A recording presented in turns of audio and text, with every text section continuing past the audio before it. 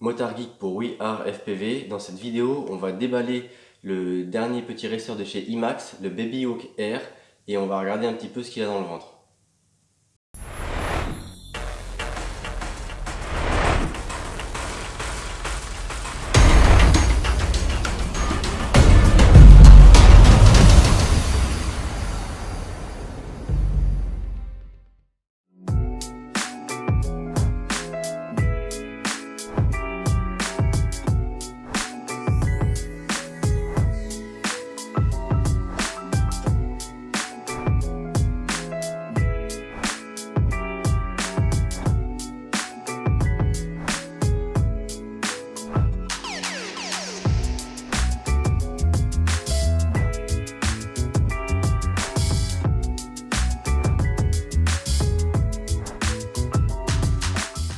Donc voyons voir ce qu'il y a dans la boîte du petit Baby Hawk Air.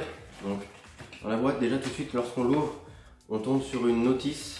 Donc la notice, d'un côté c'est du chinois et de l'autre c'est de l'anglais. Dedans on retrouve les précautions d'emploi, les spécifications du produit, les accessoires qui sont fournis avec, le fonctionnement du VTX, comment changer les canaux. Donc là on a la liste des 40 canaux dont la rest-band, donc ça c'est pratique. Et ensuite, la page suivante, il nous explique comment utiliser et binder le IMAX Tiny Receiver. Donc moi, c'est une version FR Sky. Banggood m'a envoyé la BNF, Bind and Fly. Donc c'est simple, hein, il y a un bouton de bind et il faut mettre bind sur la radio, donc rien de bien compliqué. Et c'est tout, donc c'est tout ce qu'il y a dans ce code d'emploi. De toute façon, on abordera ça dans une prochaine vidéo où on fera l'appairage à la radio-commande, les premiers réglages sur Betaflight et le Maiden. Aujourd'hui, on va juste donc déballer le produit. Donc le carton, ça ressemble à ça, ce qu'il y a dedans. Et on va ensuite regarder ce qu'il a sous le capot. Donc dedans tout de suite, on a le petit quad. Donc c'est vraiment tout petit. Il paraît pas si lourd que ça, même si c'est lourd pour un 2 pouces. Donc c'est un 2 pouces, 110 mm, avec une petite canopie. Et là, à première vue, je vois déjà le condensateur là, qui dépasse un peu. Il faudra voir si ça résiste bien dans le temps. Ensuite, dans la boîte, on a des hélices, donc des quadripales rouges de chez Evan. Je ne connaissais pas cette marque là, EVAN, avec un pas assez agressif. J'ai pas les chiffres en tête. Donc on en a 4 d'abord, et ensuite juste à côté là on en a encore 4 puisque le quad n'a pas de protection d'hélice, donc c'est pas mal d'avoir du spare. Je sais pas si c'est, a priori ça doit être compatible aussi. J'ai d'autres hélices 2 pouces, donc j'essaierai de faire des essais, voir s'il y a mieux. Ensuite on retrouve un petit pochon de vis. J'imagine que c'est du rechange au cas où on en perde ou quoi, puisque le quad est déjà normalement monté et prêt à voler. Et en dernier petit pochon, donc dedans on a une pigtail en JST, connecteur rouge là pour la lipo, si jamais on a besoin de changer, parce que d'origine il est fourni en XT30, donc moi c'est parfait, j'ai des batteries en XT30. Et une petite télécommande pour effectuer les réglages de la caméra Foxeer Euromicro qui est fournie. Et de toute façon, ce qu'on va faire, c'est que je vais poser le quad sur la table, la caméra au-dessus, et on va vérifier ce qu'il y a sous le capot. Donc voilà le petit Baby Hawk Air de plus près. Ce qu'on va faire avant de lui enlever le capot, c'est qu'on va déjà le peser. Là qu'il est tout monté et presque prêt à faire feu, il manque juste les hélices. Donc là, sans hélices, avec tous les accessoires, même le strap à lipo, on est à 84 grammes. Et si on rajoute les 4 hélices, 87 grammes. Bon, évidemment, pour un 2 pouces, ça peut paraître lourd, mais moi je vole avec mon Armatan Bumper qui fait quasiment 130 grammes, je crois, bon, avec la lipo. Mais il est nettement plus lourd que ça et ça vole déjà pas trop mal. Donc celui-ci avec ses gros moteurs. D'ailleurs, les moteurs, on peut les regarder tout de suite. Donc ce sont des IMAX RS 1106. Je sais pas si on arrive bien à le lire, mais ce sont des 6000 kV. Peut-être que là, avec cet éclairage-là, on y arrivera mieux. Hop, donc c'est des moteurs quand même assez costauds pour du 2 pouces. Ensuite, si on fait le tour toujours de la bête, on a bien donc les bras détachables. Donc les bras sont par deux, hein, ce ne sont pas 4 bras. Mais déjà, ça permet de les changer en 4 casses, facilement le passer en 2 pouces et demi, voire 3 pouces. Et en même temps, je pense que ça rigidifie la frame et ça diffuse mieux les vibrations.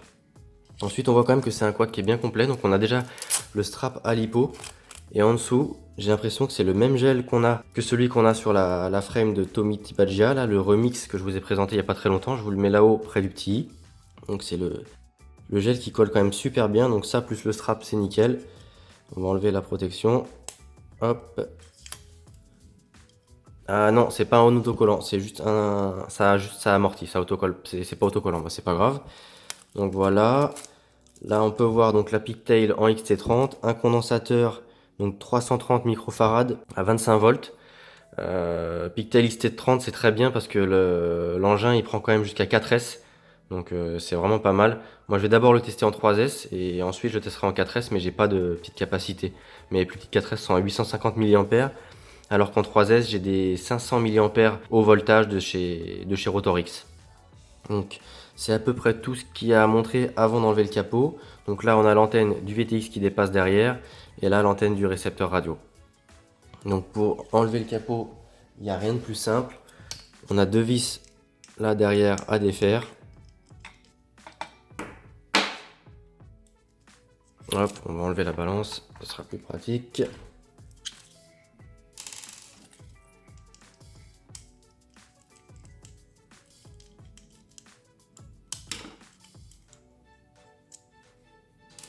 Et ensuite, il y a les deux vis sur le devant qui en même temps tiennent la caméra inclinable d'ailleurs. Donc là, c'est pas trop serré parce que j'ai déjà regardé avant comment ça fonctionnait.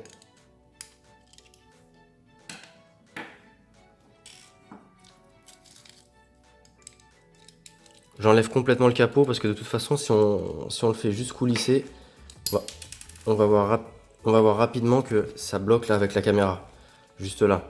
Donc mieux vaut l'enlever, comme ça on verra mieux. Donc on retrouve, comme je vous le disais, la petite Foxeer Euro Micro que je ne vais pas vous détailler puisque je l'ai déjà fait dans une vidéo que je vous mets là-haut également.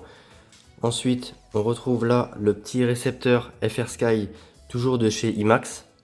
Donc il est collé sur la dernière carte de la Flytower Magnum, la Magnum F3 au format mini, toujours de chez IMAX, hein, puisque c'est un quad IMAX.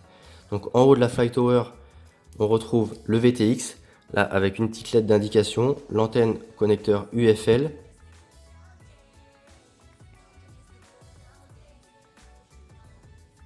Juste là, les boutons de réglage de l'émetteur.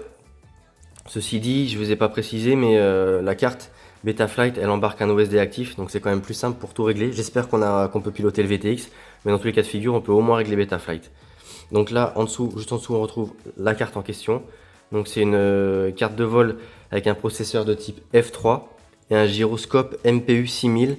A noter que la carte, elle embarque aussi un petit buzzer, donc c'est pratique parce que le quad est vraiment pas gros. Si on le perd dans les herbes ou quoi, on le retrouve plus facilement avec le buzzer, même si les ESC qu'on va aborder juste en dessous sont en BL LIS et compatibles DShot 600, donc on peut faire quand même sonner les moteurs, ça dépanne aussi. Donc carte de vol BFF3 sous Betaflight 3.2. Normalement c'est livré pré-réglé et optimisé. Donc on va dans un premier temps essayer de le faire voler avec les réglages de base pour voir ce que ça vaut. Donc là on a le port micro USB pour venir régler la carte. Port micro USB qui est mis juste derrière le condensateur, qui est même pas branché avec des fils. Je trouve ça dommage parce que du coup on est obligé de tordre un petit peu les pattes pour venir brancher le port USB. Donc ça c'est pas hyper bien pensé. Je pense que je décalerai à terme, je dessouderai sûrement ce condensateur pour le remettre avec des fils, quitte à le laisser là, mais attaché sur la Pigtail XT60 plutôt que de le laisser là au bout de ses pattes en métal. Donc c'en est tout pour la carte de vol, et à l'étage tout en bas, on retrouve des ESC 4 en 1, des 12 ampères qui peuvent burster jusqu'à 15 ampères. Et donc comme je disais, firmware BLLIS compatible DShot 600 et en dessous forcément. Ah oui, j'ai oublié, au sujet du Betaflight, le firmware c'est la Target Omnibus F3 qu'il faut utiliser si jamais vous avez besoin de mettre à jour ou de reflasher la carte de vol. Donc je crois qu'on a fait le tour complet là de l'engin. Donc la prochaine étape pour moi, ça va être d'appairer ma radiocommande et de faire les réglages des quelques modes de vol sous Betaflight. Et ensuite, je vous ferai une petite vidéo du Maiden. On va quand même, avant de mettre fin à cette vidéo, mesurer l'épaisseur du carbone. Donc on est sur du 3 mm pour les bras, et les plates a priori c'est quasi pareil. Non, 2 mm pour la bottom plate. Donc voilà. Donc c'est un petit quad qui est lourd, mais a priori c'est rigide, ça vibre pas pour un 2 pouces et ça devrait être assez solide. Sur ce, je vous dis à bientôt pour la prochaine vidéo donc de configuration de Betaflight et du premier vol. C'était Motard Geek pour We Are FPV.